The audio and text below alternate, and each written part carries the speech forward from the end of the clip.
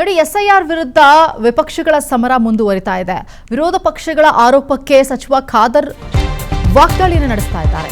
SIR ನಡೆಸುವಂತಹ ಜವಾಬ್ದಾರಿ ಕೇಂದ್ರ ಸರ್ಕಾರಕ್ಕೆ ಸೇರಿರುವಂಥದ್ದು, ಅದರಲ್ಲಿ ರಾಜ್ಯ ಸರ್ಕಾರದ ಪಾತ್ರ ಏನೂ ಇಲ್ಲ ಅಂತ ಹೇಳಿ ಸಚಿವರು ಹೇಳ್ತಿದ್ದಾರೆ. ಈ ನಿಟ್ಟಿನಲ್ಲಿ ಕಾಂಗ್ರೆಸ್ ಸರ್ಕಾರ ಕೆಲಸವನ್ನ ಮಾಡ್ತಾ ಇದೆ.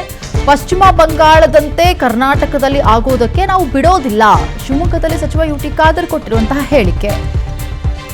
ಪಶ್ಚಿಮ ಬಂಗಾಳದಲ್ಲಿ ಆದಂತಹ ಒಂದಷ್ಟು ಬದಲಾವಣೆಗಳು 15 ವರ್ಷದ ನಂತರ ಬಿಜೆಪಿ ಅಧಿಕಾರಕ್ಕೆ ಬಂತು. ಎಸ್ಐಆರ್ ಪ್ರಕ್ರಿಯೆ ಈ ಹಿಂದೆ ಅಲ್ಲಿ ಕೂಡ ಆಗಿತ್ತು.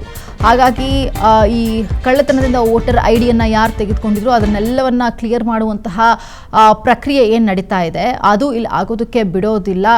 ಈ ಎಸ್ಐಆರ್ ಪ್ರಕ್ರಿಯೆಯನ್ನು ಪ್ರಾರಂಭ ಮಾಡಿದೆ ಕೇಂದ್ರ ಸರ್ಕಾರ, ಅದರ ಜೊತೆ ಕೈ ಜೋಡಿಸಿದೆ ರಾಜ್ಯ ಸರ್ಕಾರ ಅಷ್ಟೇ.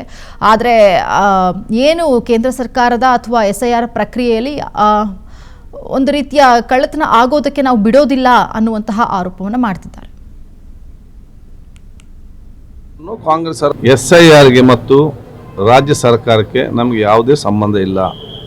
ಎಸ್ಐಆರ್ ಸಂಪೂರ್ಣವಾದ ಜವಾಬ್ದಾರಿ ಅದು ಚುನಾವಣಾ ಆಯೋಗದ ಜವಾಬ್ದಾರಿ. ನಮ್ಮ ಸರ್ಕಾರದ ಜವಾಬ್ದಾರಿ ಏನಿದೆ, ನಮ್ಮ ಸರ್ಕಾರದ ದೊಡ್ಡ ಉದ್ದೇಶ ಏನಿದೆ, ಕರ್ನಾಟಕ ರಾಜ್ಯಕ್ಕೆ ಒಳಪಟ್ಟಂಥ ಜನಸಾಮಾನ್ಯರ ಪ್ರತಿಯೊಬ್ಬರ ಅವರ ಮತದಾನದ ಹಕ್ಕು ಯಾರು ಅರ್ಹರಿದ್ದಾರೆ ಆ ಹಕ್ಕಿನಿಂದ ಅವರು ವಂಚಿತರಾಗಬಾರ್ದು. ಭಾಳಷ್ಟು ಮುಗ್ಧ ಜನ ಇದ್ದಾರೆ, ಅಲೆಮಾರಿಗರಿದ್ದಾರೆ, ಆ ಶಿಕ್ಷಣ ಇಲ್ಲದವರಿದ್ದಾರೆ. ಇವರಿಗೆಲ್ಲ ಕೂಡ ಈ ಫಾರ್ಮ್ ಫಿಲ್ ಮಾಡಿಕೊಂಡು ಆ ಒಂದು ಯಾಕೀಗ ನಮ್ಗೆ ಯಾರು ಕೂಡ ಮತ ಇಲ್ಲ, ನಮ್ಗೆ ಯಾರಿಗೂ ಕೂಡ ಇಲ್ಲ ಮತ. ನಾವು ಫಾರ್ಮ್ ಫಿಲ್ ಮಾಡಿ ಕರೆಕ್ಟ್ ಆಗಿದ್ದರೆ ಮಾತ್ರ ನಮಗೆ ಮತ ನಾಲ್ದು ಬರ್ತದೆ. ಈಗ ನಮಗೆ 0 ಒಬ್ಬರು ಕೂಡ ಯಾರು ಕೂಡ ಮತದಾನದ ಅಥವಾ ಮತದ ಹಕ್ಕಿನಿಂದ ವಂಚಿತರಾಗಬಾರ್ದು ಅಂತೇಳಿ ಜನಸಾಮಾನ್ಯ ಬಗ್ಗೆ ಕಾಳಜಿ ವಹಿಸುವ ಜವಾಬ್ದಾರಿ ನಮ್ಮ ಸರ್ಕಾರ ಜವಾಬ್ದಾರಿ. ಆ ಸರ್ಕಾರವನ್ನು ಕಾಂಗ್ರೆಸ್ ಸರ್ಕಾರ ಮತ್ತು ನಮ್ಮ ರಾಜ್ಯ ಸರ್ಕಾರ DK ಶಿವಕುಮಾರ್ ನೇತೃತ್ವದವರು ಮಾಡ್ತದೆ. ನಾವು ಈಗಾಗಲೇ ನೋಡಿದಾಗೆ ಪಶ್ಚಿಮ ಬಂಗಾಳದಲ್ಲಿ ಅಷ್ಟು ಓಟ್ ತಪ್ಪಿ ಹೋಯಿತು, ಸುಪ್ರೀಂ ಕೋರ್ಟ್ ತನಕ ಹೋಯಿತು. ಸುಪ್ರೀಂ 15 ಲಕ್ಷ ಓಟ್ ಸೇರಿಸಲಿಕ್ಕೆ ಹೇಳಿದ್ದು.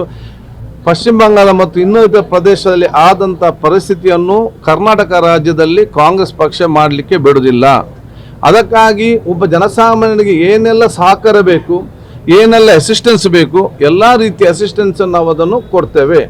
ಇದರಲ್ಲಿ ಏನಾದರೂ ಯಾರಿಗಾದ್ರು ಹೇಳಬೇಕಾದ್ರೆ ದಯವಿಟ್ಟು ಅಲ್ಲಿ ಚುನಾವಣಾ ಆಯೋಗ ಇದೆ, ಅವ್ರ ಹತ್ರ ಹೋಗಿ ಅದನ್ನು ಹೇಳಿ ಚುನಾವಣಾ ಆಯೋಗ ಆ ದಿಶೆ ಮಾಡಲಿ.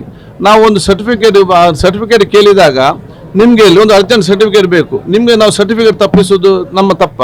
ಬಡವರಿಗೆ ಪರವಾಗಿ ನಾವು ಅವರ ಮತದಾನ ತಪ್ಪಬಾರ್ದು ಅಂತೇಳಿ ಅರ್ಜೆಂಟ್ ಆಗಿ ಸರ್ಟಿಫಿಕೇಟ್ ಕೊಡೋದು ತಪ್ಪ?